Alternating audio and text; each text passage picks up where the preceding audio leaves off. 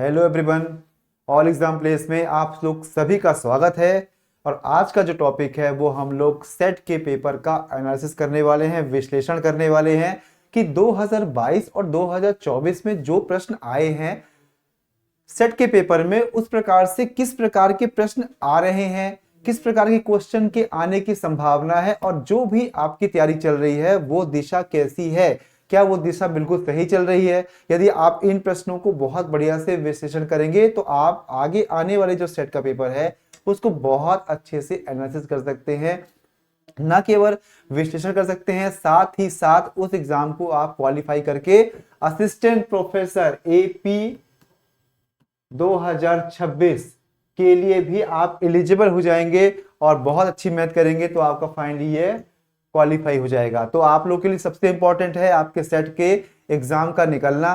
तो यदि आप सेट के एग्जाम को निकाल रहे हैं तो एक बेहतर आपके पास एक रणनीति होनी चाहिए, एक स्ट्रेटेजी होनी चाहिए। और जब तक आपके पास स्ट्रेटेजी नहीं होगी तब तक आप किसी एग्जाम को, सेट तो छोड़िए, किसी भी एग्जाम को बहुत बेहतर तरीके से नहीं समझ पाएंगे।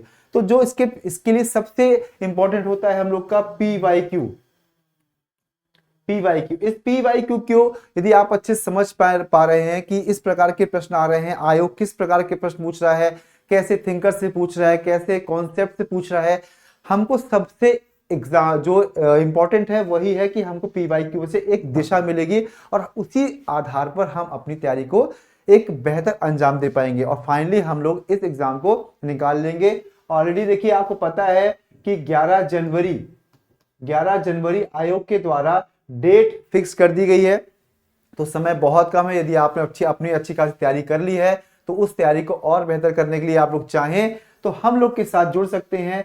इस समय एक ऑफर प्राइस में है, आप लोग चाहें तो इसमें जुड़ें और जो भी आपकी कमी रह चुकी है उस कमी को बेहतर करने की कोशिश करें।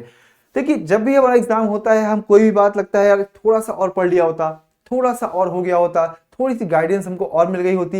यदि इन सभी को आप विश्लेषण करेंगे तो आप देखेंगे हमेशा आपका एग्जाम कभी भी 4 नंबर से छूट रहा है, 6 नंबर से, 8 नंबर से।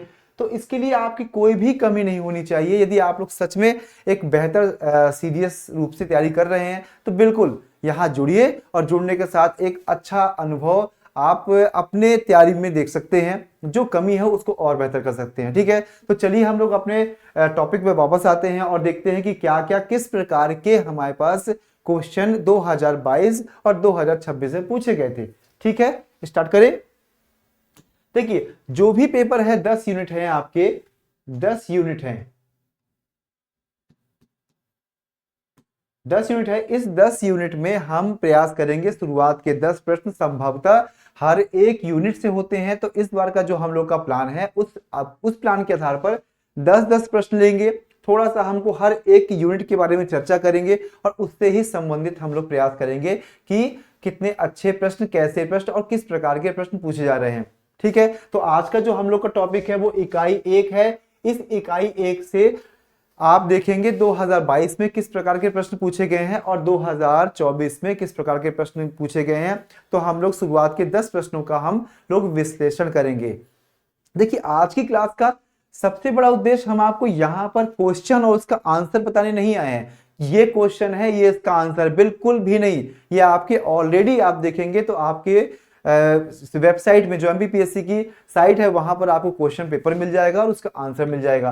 तो हम वो करवाने आपके पास नहीं आए हैं। हम क्या है, किस प्रकार के प्रश्न आ रहे हैं, कैसे प्रश्न पूछे जा सकते हैं और आपकी तैयारी इस समय वास्तव में कैसी है, इन सब पे हम लोग एक बेहतर चर्चा करने के लिए एक साथ इकट्ठा हुए हैं। तो सबसे पहले आप देखेंगे जो एमपीपीएससी में जो सेट का पेपर है, सिलेबस है, वो नेट के सिलेबस के बिल्कुल सेम है। उसमें सबसे पहली यूनिट में क्या है, समाज शास्त्री सिद्धांत के बारे में, मतलब साफ साफ कहें तो थिंकर्स हैं, विचारक हैं, उनकी अवधारणाएं हैं, उनकी किताबें हैं, इन पर फोकस किया गया है। तो थोड़ा सा हम लोग एक चर्चा करते हैं, एक सरसरी निगाह डालते हैं कि इसमें सिलेबस में दिया क्या क्या है। देखिए सबसे पहले दिया है, ये इंपॉर्टेंट है, आपके थिंकर शास्त्रीय समाज शास्त्रीय परंपराएं, मतलब ये सबसे महत्वपूर्ण थिंकर्स में होते हैं, दुर्खीम, वेबर और मार्क्स। आप लोग देखेंगे इससे भी बहुत अच्छे क्वेश्चन पूछे गए हैं।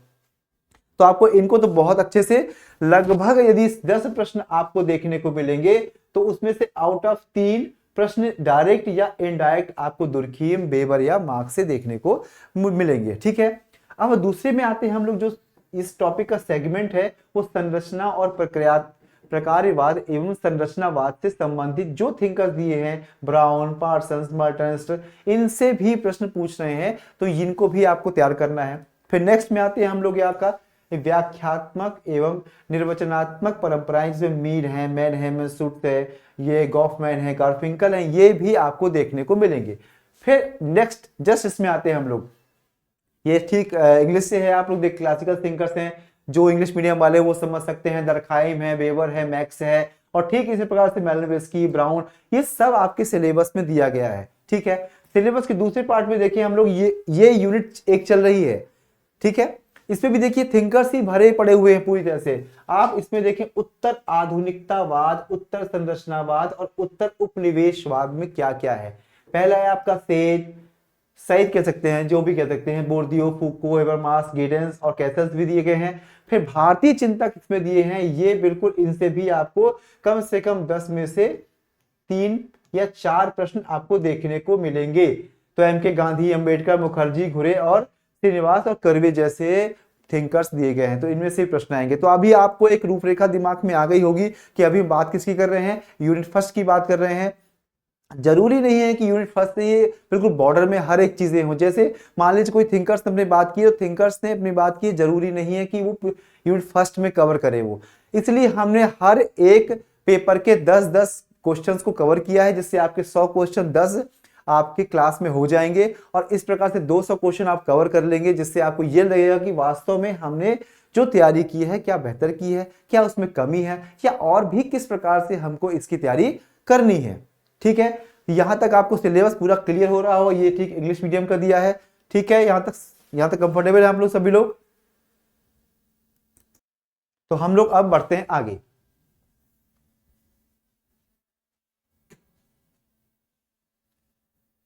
अब थिंकर्स की बात करें, जितने भी आपके विचारक दिए गए हैं, ये विचारक हैं जिसे आप थिंकर्स कहेंगे। इन थिंकर्स में से किस प्रकार के प्रश्न पूछे जाते हैं। पहले तो आप देखेंगे यहां पर आपको जीवन परिचय से जुड़े हुए प्रश्न देखने को मिलेंगे। फिर आप देखेंगे इनकी महत्वपूर्ण किताबें देखने को मिलेंगी। फिर आप देखेंगे उसके आगे तो इनकी अवधारणाएं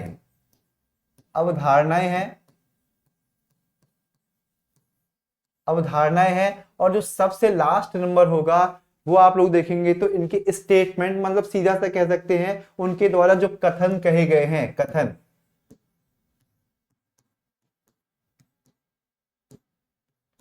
ये देखिए, ये आप किताबें, जीवन परिचय, और इन चारों सेगमेंट से ही आपके प्रश्न देखने को मिलेंगे। अभी आप देखेंगे तो और भी आपको समझ में आ जाएगा। ये कथन है, ठीक है ना, कथन, अवधारणाएं, किताबें और जीवन परिचय, इन चारों के बारे में हम लोग थोड़ा सा हर एक क्वेश्चन समझेंगे। देखिए, हम बार बार कह रहे हैं ये क्लास है, ये क्वेश्चन और आंसर की क्लास नहीं है। इस क्लास में हम आपको बताएंगे कि किस क्वेश्चन की प्रकृति क्या है, किस प्रकार के प्रश्न पूछ रहा आयोग, और आपको तैयारी किस प्रकार से करनी है। ठीक है, तो ये आपको देखने को मिलेगा, विचारक मिलेंगे, इसी चारों सेगमेंट से आपको देखने को क्वेश्चन मिलेगा। देखते हैं कैसे आ रहा है। ठीक है, आगे बढ़ते हैं।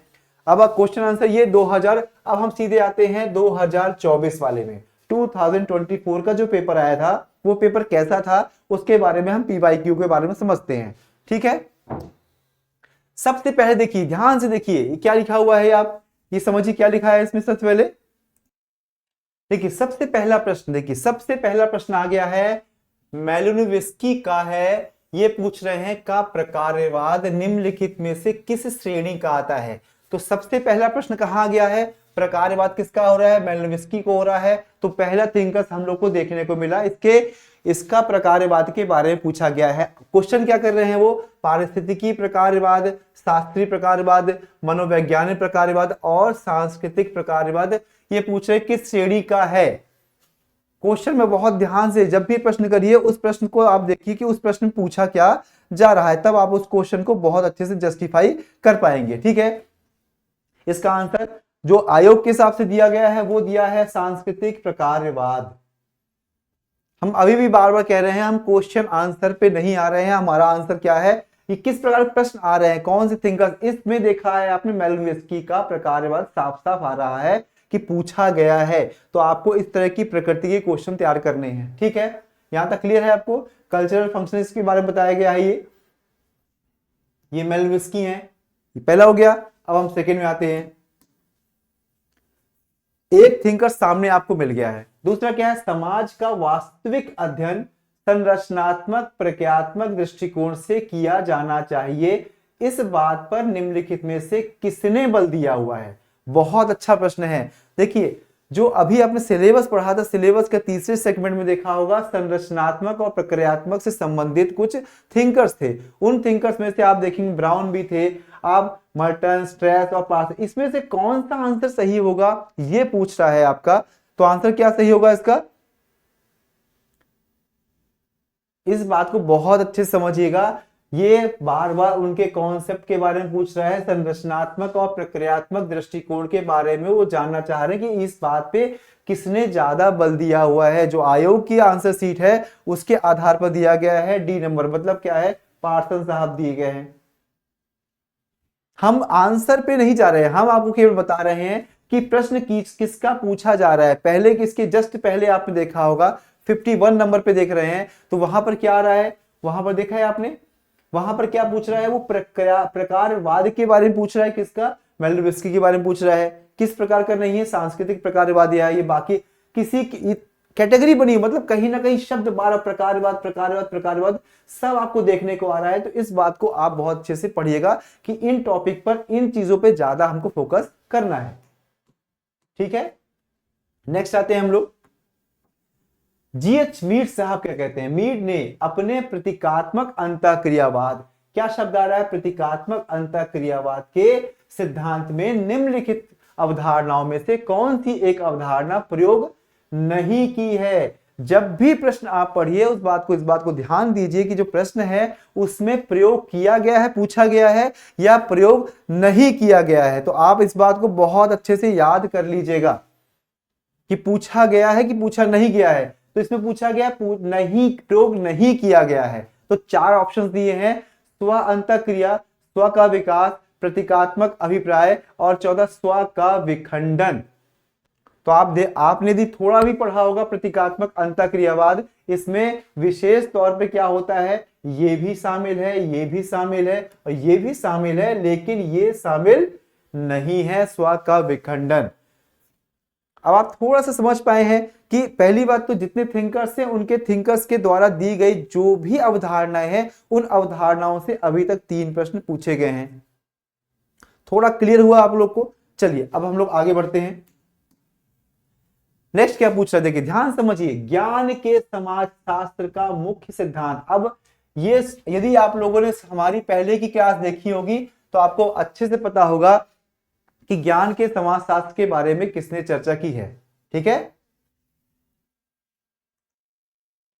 तो आप देखेंगे ज्ञान के समाजशास्त्र के बारे में चर्चा किसने की है, तो आपको बहुत अच्छे से समझ में आ जाएगा किसका चर्चा किसने की है। पूरे विचार पर समझते हैं, पूरा स्टेटमेंट पढ़ते हैं, है क्या। ज्ञान के समाजशास्त्र का मुख्य सिद्धांत यह है कि विचार के कुछ ऐसे तरीके हैं जिन्हें तब तक पर्याप्त रूप से नहीं समझा जा सकता जब तक कि उनके मूल पर चर्चा न की जाए। ये शब्द निम्नलिखित में से किसके हैं? मतलब ये एक स्टेटमेंट हो गया। अभी तक हम लोग अवधारणा की बात कर रहे हैं, अब थोड़ा सा हम स्टेटमेंट तक सीधे आ गए हैं। कार्ल मार्क्स, वेबर, गॉर्फिंकल और मैनहीम। आयोग के अनुसार आपका आंसर कार्ल मैनहीम हो रहा है। अब आपने 3 अवधारणाओं के एक स्टेटमेंट के प्रश्न समझ लिए, और ये वही हो रहे हैं जो अभी इसके पहले जो लिस्ट थी, थिंकर्स की लिस्ट हमने सबसे पहले सिलेबस में देखी, वो आपको सबके सामने देखने को मिल रहा होगा। ठीक है, यहां तक क्लियर आप लोगों को? आगे बढ़े। फिर क्वेश्चन पूछ रहा है कि निम्नलिखित में से कौन सी सुट्स के ज्ञान के भंडार। अब देखिए फिर आ गया आपका क्या, ज्ञान के भंडार की विशिष्ट विशेषता नहीं है। विशिष्ट विशेषता नहीं, ये क्या है आपको बताना पड़ेगा। तो इसका आंसर क्या होगा? 4 ऑप्शन दिए हैं। क्रियाओं का उपचार है, यह सामाजिकरण द्वारा सीखा जाता है, यथार्थ की स्वीकृति है, या सर्वोच्च वास्तविकता है। अब इसका फिर एक शब्द आ गया, मतलब सुट्स के द्वारा एक दी गई अवधारणा है, कौन सी? ज्ञान का भंडार, ज्ञान के भंडार। यदि आपने अच्छे से सुट्स को पढ़ा है तो ये शब्द बहुत आसानी से आप समझ पाएंगे कि विशिष्ट विशेषता नहीं है, नहीं है शब्द में। फिर ध्यान दीजिए, प्रश्न पूछ रहा है नहीं है, हमको इन चारों स्टेटमेंट में क्या नहीं है इसका हमको ध्यान देना है, ठीक है। तो इसका आंसर क्या होगा? इसका आंसर आप देखेंगे आयोग की आंसर के अनुसार है क्रियाओं का उपचार। हम बार बार कह रहे हैं, हम लोग उत्तर पे ध्यान कम दे रहे हैं। क्या पूछ रहा है, क्या तैयारी है आपकी, और किस प्रकार से आपकी अगली तैयारी होनी चाहिए, दिशा होनी चाहिए, उस पर हम लोग ध्यान दे रहे हैं, ठीक है। समझ में आ गया आपको? अब बहुत अच्छा प्रश्न है, ठीक है ना। क्या प्रश्न है? नाट्य शास्त्र। देखिए, नाट्य शास्त्र शब्द है, आपने अच्छे से पढ़ा होगा गॉफमैन को, तो आपको नाट्य शास्त्र शब्द बहुत अच्छे से समझ में आया होगा कि विश्लेषण में इरविंग गॉफमैन ने निम्नलिखित में से किस अवधारणा, फिर देखिए एक शब्द हो गया अवधारणा, अवधारणा का फिर प्रश्न आपके सामने उपस्थित हो गया। क्या बोल रहे हैं क्वेश्चन? क्या उपयोग किया है, किया है, किया नहीं है ये नहीं है। क्वेश्चन क्या है? फ्रंट एंड बैक मंच, little and great, normal and abnormal और गुड एंड बैड, इसका क्या होगा आंसर? यदि आप लोगों ने इसको अच्छे से पढ़ा होगा तो आपके अनुसार आंसर क्या है इसका? फ्रंट एंड बैक मंच, ये आपका आंसर है। क्यों आंसर है इसका? आपने देखा होगा गॉफमैन साहब क्या कहते हैं, ये कहते हैं भाई कि एक जीवन क्या है, जो हमारा जीवन है वो एक नाट्य शास्त्र की तरह है। कैसे है? उसमें कहते हैं पूरी तरह से ये ड्रामा है। ड्रामा में होता है जब हम आपको, आपने देखा होगा मोस्टली ड्रामा देखा होगा, तो मंच होता है, मंच में कोई व्यक्ति जाता है तो बिल्कुल सज संवर के पूरी तरह से डायलॉग को याद करके और फिर अपना परफॉर्मेंस देता है। लेकिन जब वो बैक स्टेज में होता है तो आपने देखा होगा नॉर्मल होते हैं। कैसे? आपने कभी रामायण देखा होगा तो हो सकता है आप स्टेज में देखा होगा कि रावण और राम का युद्ध हो रहा होता है, स्टेज में दिखाया गया है क्योंकि ये एक नाट्य है, नाटक की तरह है। लेकिन जब वो पीछे जा रहे होते तो आपने देखा होगा रावण और राम एक साथ बैठ के चाय पी रहे हैं।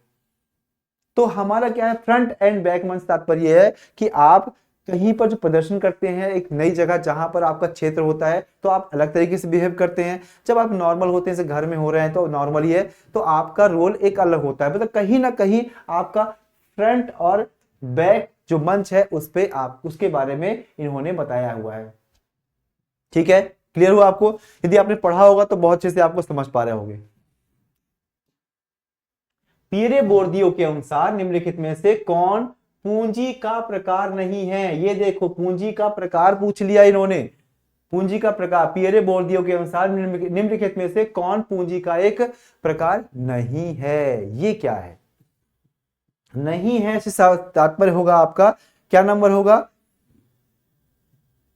सोचिए कौन सा आपके साथ, आर्थिक पूंजी, राजनीतिक पूंजी, प्रतीकात्मक पूंजी या सामाजिक पूंजी, इसमें से आंसर क्या होगा? आपने पढ़ा होगा, यदि अच्छे से पढ़ा होगा तो इसका आंसर आप लोग बहुत बढ़िया तरीके से दे पाएंगे।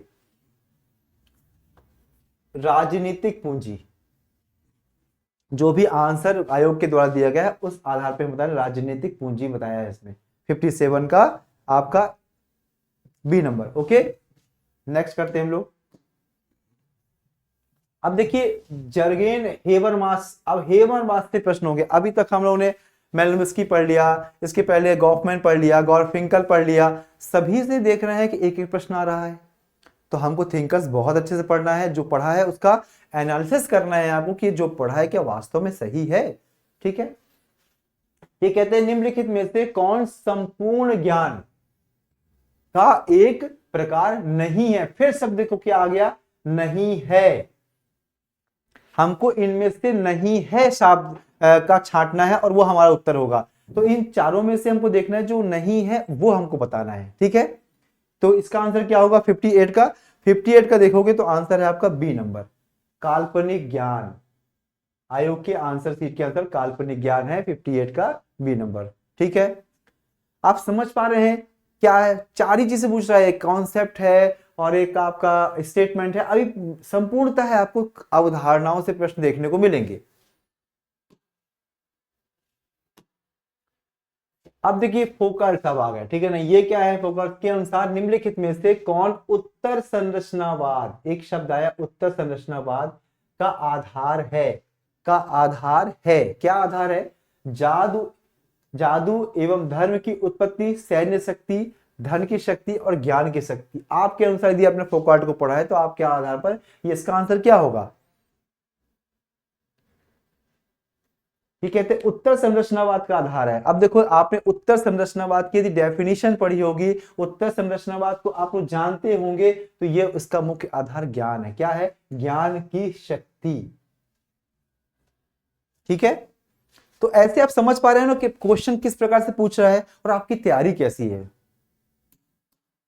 नेक्स्ट है आपका जो गिडिन साहब का आ गया। गिडिन साहब क्या कहते हैं, इनके अनुसार संरचनाकरण, क्या पूछ रहा है? संरचनाकरण सिद्धांत की एक अभिलाक्षणिक विशेषता नहीं है। अभिलाक्षणिक मतलब कहीं ना कहीं लक्षण के आधार पर संरचनाकरण सिद्धांत है, उसकी एक अभिलाक्षणिक विशेषता नहीं है। ये क्या है? प्रतिचिंतन, एजेंट संरचना, द्वैतवाद, संस्कृति एवं व्यक्तित्व और सामाजिक अभ्यास। इनमें से चारों में से क्या होगा? ये अंतिम प्रश्न है 2024 का। इसका आंसर क्या होगा? आयोग के आधार पर संस्कृति और व्यक्तित्व। ये 60वें नंबर पे आ रहा है आपका आंसर। ठीक है, यहां तक क्लियर हो गया आपको सभी को? तो क्वेश्चन क्या पूछ रहा है अभी तक आपने देखा होगा इसमें 2024 में 2024 में आपको अवधारणा से, किससे? अवधारणा से आपको भर भर के प्रश्न पूछे गए हैं, तो आपको अवधारणाएं बहुत अच्छे से तैयार कर लेनी है। ठीक है, यहां तक क्लियर है आप लोग को? कोई डाउट तो नहीं किसी प्रकार का?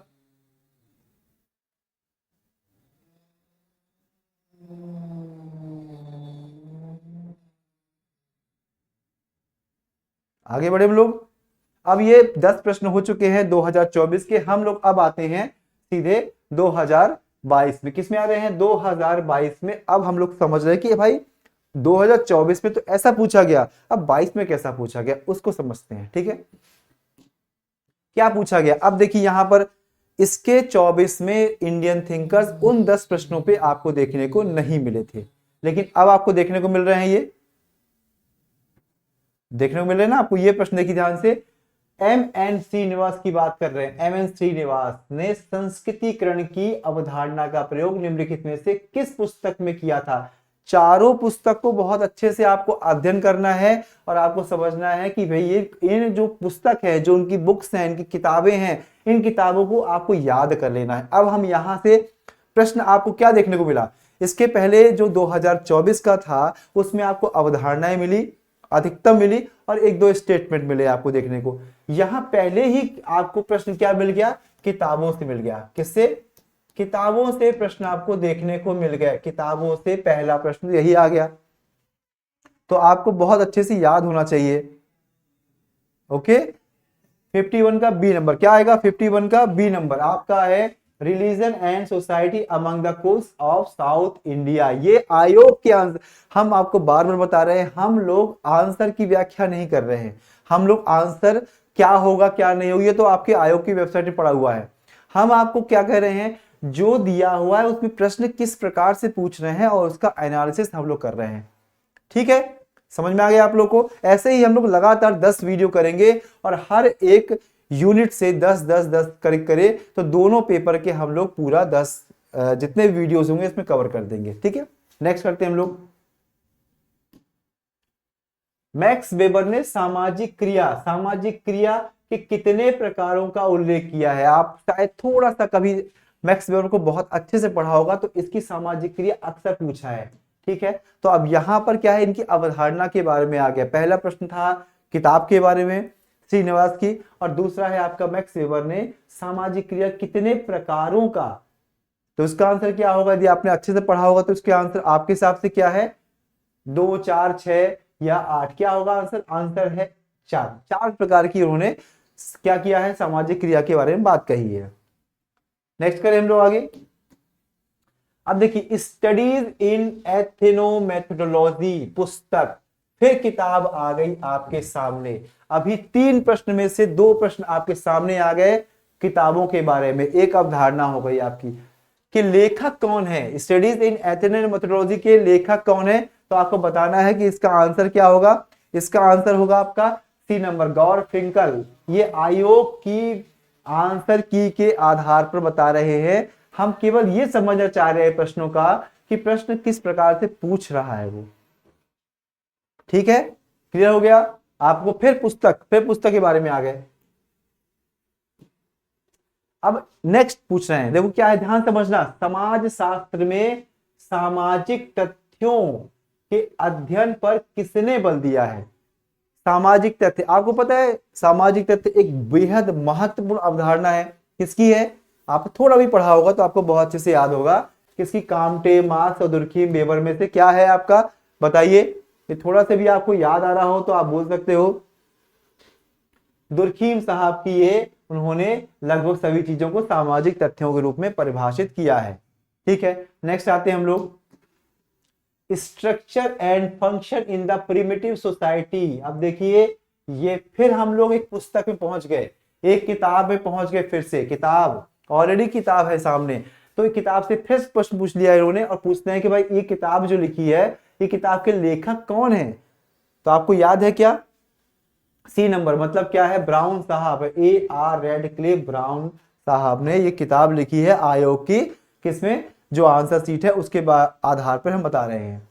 नेक्स्ट आते हैं हम लोग, भारत में, अब ये स्टेटमेंट से प्रश्न आ गया है। स्टेटमेंट, भारत में जाति भारतीय आर्य संस्कृति का ब्राह्मण बालक है जो गंगा और जमुना के मैदानों पर पोषित हुआ है और उधर से देश के 2 अन्य भागों में पहुंचा है। यह कथन, अब स्टेटमेंट आ गया,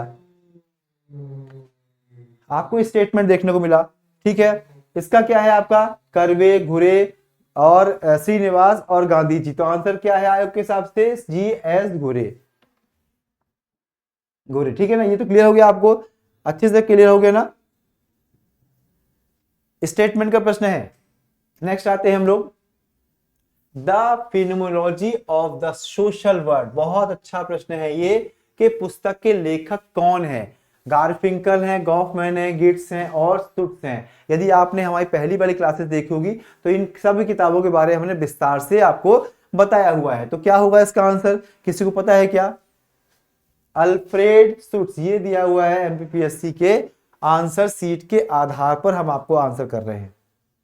ठीक है ना, 57 का डी नंबर। नेक्स्ट है, अपनी किस पुस्तक में इरविन गॉफमैन ने नाटकीय उपागम। अब देखिए, नाटकीय उपागम, फिर नाटक के बारे में फिर से बात होने लगी। ठीक है ना, क्या होने लगी, क्या का उल्लेख किया है। अब ये एक प्रकार की अवधारणा ही समझे आप कि नाटकीय उपागम के बारे में बात कर रहे हैं। माइंड सेल्फ सोसाइटी, ठीक है, assigns the presentation of self in everyday life और इंटरेक्शन रिचुअल। ये क्या होगा 58 का, 58 का बताइए क्या होगा आंसर, यदि आपने बहुत अच्छे से पढ़ाई की हुई है। ये आपका the presentation of the self in everyday life, बहुत इंपॉर्टेंट है।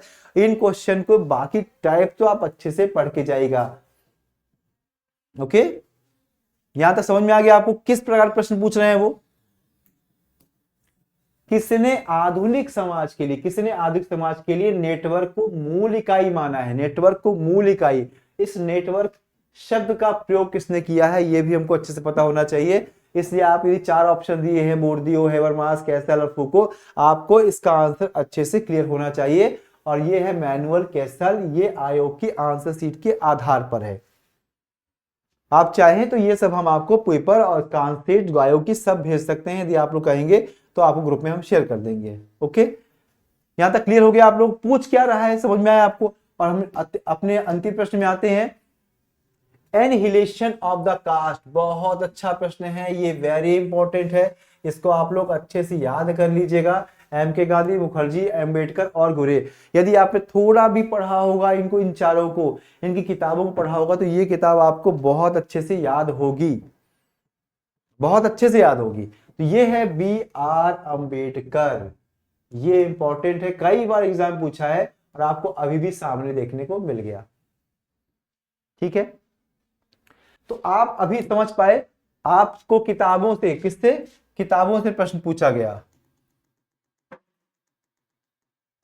सबसे आप ध्यान देंगे सबसे पहले,